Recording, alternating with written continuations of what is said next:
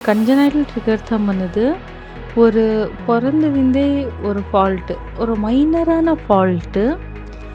குழந்தைக்கு நான் கட்டா விரலு மடங்கி தான் இருக்கும். பொறந்தப்புறமேருந்தே. ஸோ, அது நம்ம 2 வருஷத்து வரைக்கும் வெயிட் பண்ணணும்.